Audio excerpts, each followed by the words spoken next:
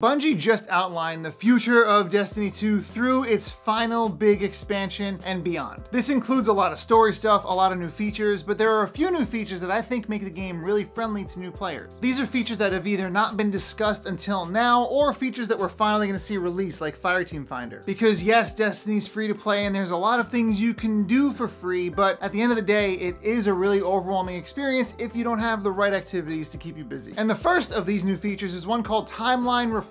A while ago, Bungie decided to start vaulting content, and what this meant is that key missions and key story points were starting to be shuffled away because the story of Destiny is persistent, so it didn't really make sense to have those old missions in rotation. They also wanted to do this to save space on our hard drives, but all that being said, now they're adding back certain missions to help add context to the story again. Cade 6 is one of the major characters. He's always in all the branding, even though he's been dead for a while, and now players who haven't even met him in game can play a mission that shows off his final stand. And while this is great for story context, you're also going to get loot that has also been retired up until now. So not only is this a great way to see storyline beats that have been taken out of the game, but it's also a great way to get gear that you might have missed out on. And over time, they're going to release more of these missions to help give context, and there are some missions that I've missed that I'm excited to try out. Rather than having to sit with an entire campaign, maybe you only have like 20 minutes to play, you can work on one of the timeline reflections, get some context, get some cool gear, and be on your way. And these are the kinds of experiences that make it easier to pick up, right? Like, so you're not playing for an hour at a time and you feel like you wasted your time because you didn't do the most efficient gear leveling, but now you have something a little more isolated. The second feature is also available in game right now, and it's the Exotic Mission Rotator. And this one I'm very excited about. Exotic missions are these missions that are guaranteed to give you an exotic weapon, but they're also some of the coolest content that Destiny 2 has had to offer. Every season, there's usually a new exotic mission that gives you an exotic weapon that is specific to that season, and when the season ends,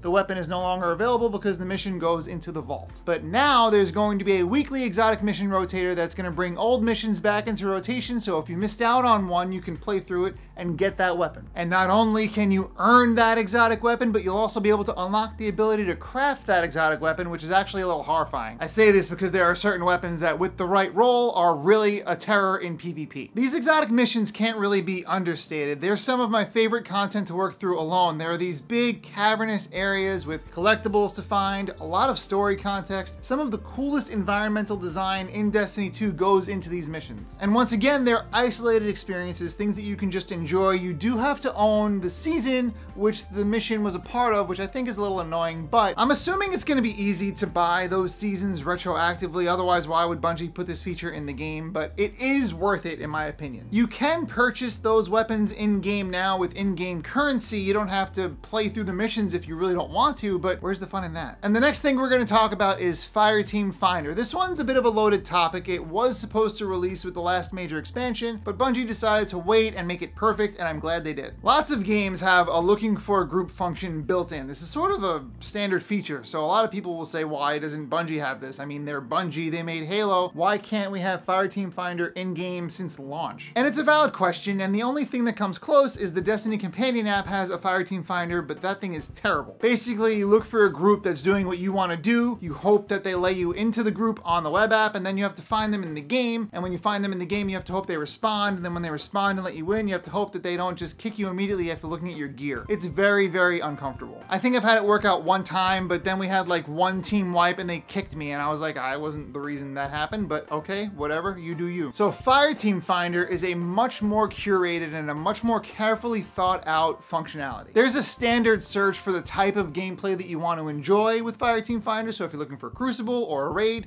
you just select it from there and enter a queue, but it does get a lot deeper than that. You can tag yourself as the kind of player that you are, so if you're casual and you like playing PvP, or if you're a little more hardcore and you want to do raids all the time, you can actually put this on your profile, and then when people search for you, they can see that and say, okay, I get a feel for this person's individual playstyle. And beyond that, Bungie's including inclusion tags, such as I can say that I'm colorblind, and then I can find a group of players that's also colorblind, and I think that's something that people need to connect over. Stuff like that is really important. That's how you build communities. I don't know the other examples of inclusion tags, I didn't want to assume any of them, but that was one example that Bungie did use. But all in all, this is going to make it easier for players who might not have a lot of friends who play Destiny to find other players who do play Destiny. Because some of the most gratifying times that I've had with this game have come from the people I've met on the internet who want to do a raid with me, and now they're some of my best friends. And these are the same people who now help me get all my pins, and they help me earn my in-game achievements and fill out my banner and do all the cool stuff that I value about the game because it's flushing out friendships that actually exist now. I always talk about these bigger experiences being really gratifying in Destiny 2, and the reason to play isn't because it's a shooter, but because you can have all these shared fun times with your friends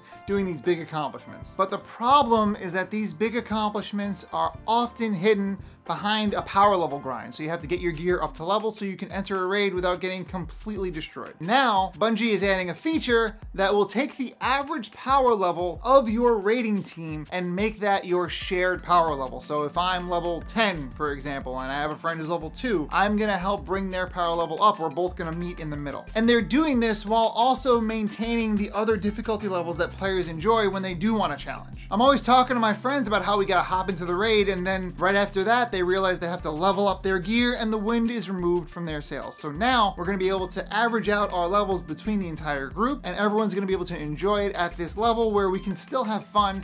And if I want a challenge with the people I play with regularly, we can still crank up the difficulty like we do now. I'm excited for this feature because I hate grinding for levels. There's a little bit of randomness involved in getting your level up in the game, and they've been sort of reevaluating your power level and what it means for difficulty, and I think that's important. Removing those power barriers are a great way to get players to enjoy the game and stay with the game, feel like it's accessible, and it means that I have more people to play with. As the final shape comes closer, we're gonna learn more about features like this, but I think it's gonna be a really cool time for people to sort of see this 10-year adventure out. Destiny 1 started in 2014, and at that time they had a 10-year plan, and this is the end of that 10-year plan. The devs at Bungie are talking about how this is gonna be a big moment in gaming, and it's true. This is something they've laid out for a decade, and now it's coming into this moment, this culmination, and they're talking about getting as many people involved as possible. So the more things they can do to include players in on this big moment, I think it's gonna leave a really lasting impression on video games in general. This is a much bigger topic. I'm considering making a very long video about Destiny and Destiny 2.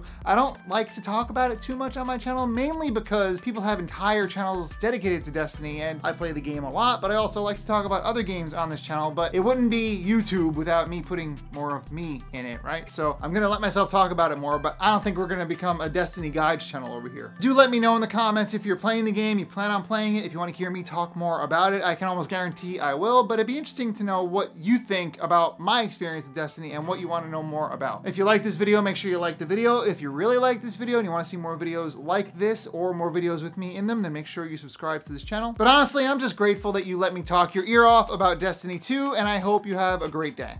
I'll see you next time.